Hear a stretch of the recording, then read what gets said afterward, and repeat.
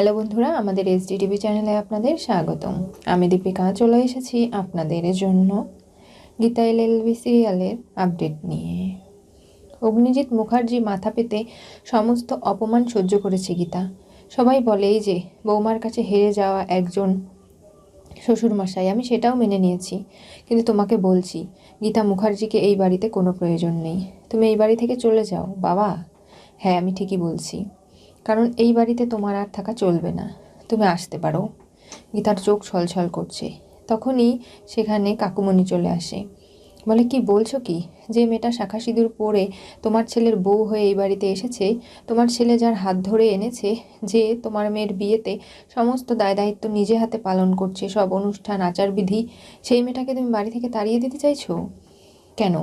প্রলয়, তুই সব কিছুতে কথা বলবি না কেন দাদা? আমাকে বলো না, যে মেয়েটা তোমাকে বাঁচাতে চাইছে ওই ধীমান সেন ও কিরণকান্তি কৃপানের হাত থেকে, তোমার মেয়েকে, তাকে তুমি অবিশ্বাস করছো কেন? আমি বুঝতে পারছি না তোমার মনের মধ্যে কি চলছে। তুই বুঝবি না, আমি সব জানি। ওই ধীমান সেন তোমাকে ফোন করে ব্ল্যাকমেল করছে তো, যার কারণে তুমি ওদের কাজগুলো করতে বাধ্য হচ্ছ। প্রলয়, এবার কিন্তু বেশি বাড়াবাড়ি হয়ে যাচ্ছে। দেখো, আমি সব বুঝতে পারি, কিন্তু তুমি কখনোই সাহায্য নেবে না সেটা বলে দাও। গীতা, তোমার কাছে আমি হাত জোর করে অনুরোধ করছি, তুমি যাও। আমার যদি ভালো চাও তাহলে এখান থেকে তোমাকে যে যেতে হবে। না বাবা, কোথাও যাবে না গীতা বৌদি। তার মানে ও যদি চলে যায় তাহলে এই বিয়েতে আমি থাকবো না। আমি বিয়ের পিঁড়িতে বসবো না বলে দিলাম, কারণ গীতা বৌদির এই অপমান আমি সহ্য করব না।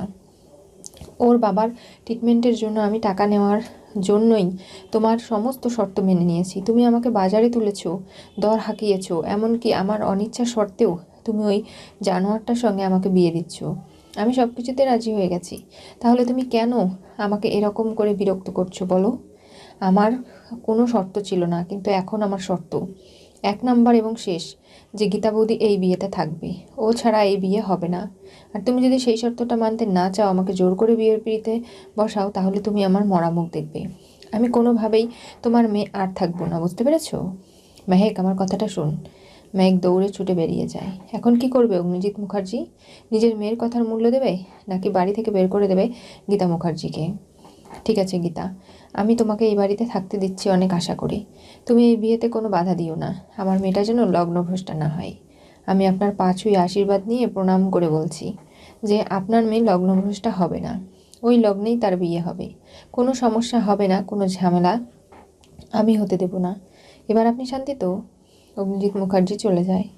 প্রলয় মাথায় হাত দিয়ে আশীর্বাদ করে, বলে, গীতা, তোমাকে যত দেখছি তত অবাক হয়ে যাচ্ছি। তোমার মতো একটা হিরেকে কী করে এই বাড়ির লোকেরা এরকম করে ভুল বুঝতে পারে বলো তো? কীভাবে তোমাকে এতটা অগ্নিজিৎ মুখার্জি তুচ্ছতাচ্ছিল্য করতে পারে? তুমি যখন প্রয়োজন বাড়ির বউ হয়ে দায়িত্ব পালন করছো, যখন প্রয়োজন কালো কোট চেপে তুমি কোর্টে চলে গিয়ে লড়াই করছো, শত্রুদের বিনাশ করার চেষ্টা করছো, অথচ সেই অগ্নিজিৎ মুখার্জি তোমাকে এরকম করে অপমান করলো। তুমি মনে কিছু করো না। গীতার কাছে হঠাৎই একটা ফোন চলে আসে। থানার বড়বাবু ফোন করে জানায় যে ফোনগুলো পাসওয়ার্ড দিয়ে খোলা গেছে, এমনকি ল্যাপটপটাও। তাহলে আপনারা চেক করুন যে সেদিন 12 এবং 13 অক্টোবর কী হয়েছিল। সমস্ত SMS কী আছে কী নেই সবটা আপনারা সার্চ করুন, আমি ঠিক সময় মতো পৌঁছে যাব। গীতার কথা আড়ি পেতে শুনছিল বর্ণা, আর সে গীতা চলে যাওয়া মাত্রই বলে, না, কোনোভাবেই তোমার কোনো পরিকল্পনা সফল হবে না গীতা। এই বিয়েটা তুমি আটকাতে পারবে না। তুমি দেখে নিও আমি কি করি। আর সব কথা শুনে ফেলে এলিন। ভাবে যে না, আমাকে নজরে রাখতে হবে, কিছু তো একটা ঘোট পাকাচ্ছি, সেটা জানতে হবে। গীতাকে কোনোভাবেই আমি হেরে যেতে দেব না, ওর পাশে আমি সাপোর্ট হয়ে রয়েছি। ওদিকে থানার বড়বাবু, ঢালি, এমনকি দিয়া সবাই মিলে বসে গেছে প্রমাণগুলো সবটা একত্রে করবে বলে। ফোনে বিভিন্ন SMS রয়েছে। তখনই গীতা গিয়ে উপস্থিত হয় আর দেখে যে সঞ্জয় চৌধুরীকে যেদিন হানিমুন সেদিনই ধীমান সেন ডেকে নিয়েছিল একটা ক্যাফের সামনে, আর বলেছিল ঝর্ণা যেন জানতে না পারে। ঝর্ণাকে না জানিয়ে চলে যাওয়াটাই সেখানের শেষ যাওয়া হয় সঞ্জয় চৌধুরীর। আর সেগুলো নিয়ে ভাবনা চিন্তা, ফোনগুলো বারবার করে চেঞ্জ করতো ধীমান সেন। তাই নিজের ফেসবুক আইডি, এমনকি নিজের ইনবক্স, মেসেঞ্জার সব কিছু ডিলিট করতে ভুলে গেছে। অনেক মেসেজ এখানে রয়ে গেছে, যেগুলো প্রমাণ সমেত গীতার কাছে থাকলো। পদ্ম ফোন করে, বলে, কি তুমি কোথায়? বাড়িতে সবাই তোমাকে খোঁজাখুঁজি করছে, বল আমি বিয়ের কেনাকাটি করতে গেছি। কোনোভাবে বলবি না আমি থানায় আছি, আমি শত্রুর গুহে রয়েছি, আমাকে প্রমাণ জোগাড় করতেই হবে। তারপরে এসে না হয় আমি সবটা সামলে নেব। সবটা মেজো কাকি শুনে ফেলে। বর্ণি বলে, তুমি যদি চলো ডালে ডালে, আমি চলি পাতায় পাতায় গীতা, কোনোভাবেই তোমাকে আমি ছাড় দেব না, দেখো না আমি কি করি।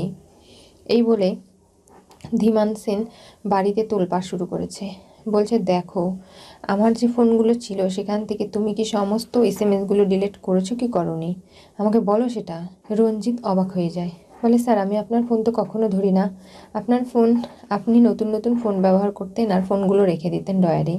আমি কি জানি নাকি যে ওই গীতা মেয়েটা সিংহের মতো আমার বাড়িতে হানা দিয়ে সেই পুরনো ফোনগুলো নিয়ে যাবে এবং ডকুমেন্ট হিসাবে পেয়ে যাবে সবটা। আমি তো ভাবতেও পারিনি ও নিজেকে ঈগল মনে করে, সিংহ নয়, বুঝতে পেরেছেন? ওই মেয়েটা খুবই বিচক্ষণ, ওকে থামাতে হবে ভজন। তা না হলেও সত্যের খুব কাছাকাছি পৌঁছে গেছে, এরপরে বিপদ ঘটবে। দেখুন নাই হলুদের অনুষ্ঠানে কি হয়, কি করবে, বড় সড়ো ধামাকা হবে, আপনাকে চিন্তা করতে হবে না। তখনই বর্ণি মুখার্জিকে ফোন করে আর বলে, কি ব্যাপার, আমি যে বলেছিলাম সেই কাজটা করবেন তো আপনি? হ্যাঁ, কোনো চিন্তা করো না, শুধু হলুদের অনুষ্ঠানে 4-5 জন মেয়েকে পাঠিয়ে দিও, তাদেরকে আমি ওই হলুদের অনুষ্ঠানের ভিড়ে ঢুকিয়ে দেবো, আর তারপরেই গীতার জীবনটা শেষ হয়ে যাবে। কোনোভাবে ওর আয়ু ফুরিয়ে এসেছে, ওর আয়ু সংখ্যা বেশি নেই। আমাকে একটু দাও না, আমি কথা বলি। শুনুন ম্যাডাম বর্ণি মুখার্জি, আপনি যদি আমার কাজটা করে দিতে পারেন তাহলে আপনার স্বামীর মাথায় আমি হাত রাখবো। আপনার স্বামীর কোনো কিছুর অভাব হবে না, টাকা পয়সা হিরে জহরত যা চাইবেন তাই আমি দেবো আপনাদের। আর আপনি নিশ্চয়ই জানেন আমি আমার কথা রাখবো। আরে আপনি চিন্তা করছেন কেন? আমি তো একবারই বললাম সব কাজ আপনার করে দেব। কারণ বুঝছেন না, ভজনের এই বাড়ির এলিনের সঙ্গে বিয়ে হওয়ার কথা ছিল, সেই বিয়েটা হয়নি। ভজন যেদিকে দর বেশি সেদিকেই এগোচ্ছে। তাই আপনার পাশে যেহেতু ভজন গিয়েছে, আপনি নিশ্চয়ই মোটা অঙ্কের টাকা দিচ্ছেন, তাই আমিও আপনার পাশেই রয়েছি, আপনি একদম চিন্তা করবেন না, সব কাজ নিশ্চিন্তে হয়ে যাবে, আমি দায়িত্ব নিলাম তো। তখন এলিন এসে বলে, কার সাথে কথা বলছিলে? আমার বৌদির সঙ্গে। তোমার দাদা বৌদি তো বাড়িতে এসে বসে আছে তোমার ঘরে। কই, তুমি তো সেখানে নেই, তার মানে তুমি মিথ্যে বলছিলে? এলিন, বেশি বাড়াবাড়ি করো না কিন্তু, নিজের লিমিটের মধ্যে থাকো। আর ঠিক সেই মুহূর্তে এলিন ভাবে, না, আমাকে গীতা বৌদিকে ফোন করে সবটা জানাতে হবে। গীতা থানায় থাকে, এলিন ফোন করে, কি হয়েছে? তখনই সমস্ত কথা বলে যে গীতাকে শেষ করার প্ল্যান করেছে মেহেকের হলুদের অনুষ্ঠানে। অগ্নিজিৎ মুখার্জি যেহেতু মেহেকের শর্তে বের করতে পারেনি গীতাকে, তাই এইভাবেই গীতা ওই বাড়ি থেকে বেরোবে। তাই কচ্ছপের প্রাণ গীতার কোনোভাবে যেন কোনো ক্ষতি না হয়, তাই এলিন চোখে চোখে রাখছে বর্ণি মুখার্জিকে। গীতা শুনে বলে, তুমি চিন্তা করো না, তুমি যে কথাগুলো বললে আমি শুনলাম, আমাকেও চেনে না, আমার নাম গীতা এলএলবি।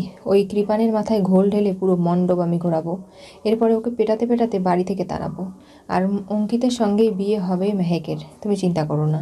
আমি জানি তার জন্য তোমাকে যতটা হেল্প করার দরকার আমি করব। ফোন রেখে দেয়। এরপরে অঙ্কিতকে ফোন করে, বলে, কি ব্যাপার হবু জামাই, তোমার মা বা বাবা কেউ আছে পাশে? হ্যাঁ, আমার মা আছে। হ্যাঁ গীতা বলো, দেখুন আপনার ছেলে ধুমধাম করে হলুদের অনুষ্ঠানের ব্যবস্থা করুন। তার মানে কার সাথে বিয়ে হবে? মেহেকের সঙ্গে। আমি মেহেকের জীবন নষ্ট হতে দেব না। প্রত্যেকটা মেয়েই একটা ভালো ছেলে জীবনসঙ্গী হিসাবে ডিজার্ভ করে, যেটা মেহেকও করে। তাই ওর জীবনটাকে সাজিয়ে দেওয়ার দায়িত্ব আমার। তাই আপনি আমাকে বিশ্বাস করতে পারেন। কি বলছো কি? হ্যাঁ, হলুদের অনুষ্ঠানে কারো প্রাণ চলে যেতে পারে, কারো ওপর অ্যাটাক হতে পারে, অনেক বড় ঝামেলা হতে পারে। কে করবে এগুলো? গীতা এলএলবির ওপর অ্যাটাক হবে। তখনই অবাক হয়ে যায় ঢালি, থানার বড়বাবু, এমনকি দিয়া। তার মানে তুমি তোমার নিজের জীবনের বাজি রাখছো? আরে আমি মেহেকের জন্য সব কিছু করতে পারি। বাজি কি বলছেন? গীতা এলএলবির ডিকশনারিতে কোনো কিছু না বলে নেই, সব কিছুই আমি যেভাবেই হোক না কেন সমাধান করে ছাড়বো। আর আপনি চিন্তা করবেন না। কে বলছে এই কথাগুলো দেখি? গীতা, কি হয়েছে, কি বলছো তুমি? ওখানে কড়া সিকিউরিটি থাকবে, আমার ছেলের গায়ে মাখানো হলুদ ওই বাড়িতে ঢুকবে কি করে? 4 জন লেডি কনস্টেবলকে আমি রেডি করতে বলেছি, যারা খুব সেজেগুজে ওই বাড়িতে, বিয়ে বাড়িতে ঢুকবে আর অঙ্কিতের গায়ের হলুদ নিয়েই যাবে। আপনি কেন চিন্তা করছেন? আর তার জন্য যা যা করতে হয় সবটা আমি করব। আপনি আমার উপর ভরসা করতে পারেন। ওখানে কড়া সিকিউরিটি, অগ্নিজিৎ মুখার্জির বাড়ি বলে কথা, অনেক নামি দামি লোকজন আসবে, এমনকি ধীমান সেন, কিরণ কান্তি, কৃপান, ওরা কি কম চালাক? কোনোভাবেই এই বিয়েটা তুমি আটকাতে পারবে না গীতা। বেকার আমার ছেলের জীবন নিয়ে ছিনিমিনি খেলো না। আঙ্কেল, আপনি চিন্তা করবেন না। আমি তো বললাম গীতা এলএলবি যাকে যেটা কথা দেয় সেটা রাখে, আর অঙ্কিত মেহেক একে অপরকে ভালোবাসে। ওদের বিয়েটা হওয়া খুব জরুরি, আর অপরাধীদের শাস্তি আমি দিয়েই ছাড়বো। কি হতে চলেছে গীতা এলএলবি সিরিয়ালের পরবর্তী টুইস্টে? গীতা ধীমানের ফোন সার্চ করে প্রমাণ পেল, অঙ্কিতের গায়ে হলুদের অনুষ্ঠান করতে বলল। গীতা যেভাবে মেহেককে কথা দিয়েছে, অগ্নিজিৎ মুখার্জিকে কথা দিয়েছে, এমনকি অঙ্কিতকে, সবাইকে দেওয়া কথা সে রাখবে। কোনোভাবে অপরাধীরা অগ্নিজিৎ মুখার্জিকে ছুঁতে পারবে না। কিন্তু যখনই গীতা ইনভেস্টিগেশন করতে যায় তখনই জানতে পারে যে ক্যাফের মালিকের কাছ থেকে, যেখানে সঞ্জয় চৌধুরী লাস্ট দাঁড়িয়েছিল গাড়ি নিয়ে, এবং সেখানে কেউ এসে সঞ্জয় চৌধুরীকে কিডন্যাপ করে নিয়ে যায়। আর তারপরেই অগ্নিজিৎ মুখার্জি নাকি জিজ্ঞাসাবাদ করতে গিয়েছিল। এই নামটা শুনে গীতার চোখে জল চলে আসে। সে তার শ্বশুরমশাইকে বাঁচানোর চেষ্টা করছে। তাহলে কি সত্যি অগ্নিজিৎ মুখার্জি এতটা জঘন্য যে সঞ্জয় চৌধুরীকে খুন করে ফেলেছে?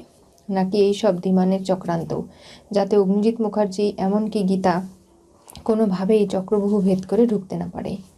গীতা মেহেকের বিয়ে অঙ্কিতের সঙ্গে দিতে সমস্ত আচার অনুষ্ঠান করতে বলেছে। অঙ্কিতকে না খেয়ে থাকতে বলেছে, এমনকি মেহেককেও। পেতে যেন একটা দানাও না যায়। নিয়ম মেনে সমস্ত কিছু মেনটেন করে বিয়েটা হবে। এরপরে কি ঘটবে জানতে চোখ রাখতে হবে আমাদের চ্যানেলে। পাশে থাকা বেল আইকনটি অবশ্যই করে ক্লিক করুন।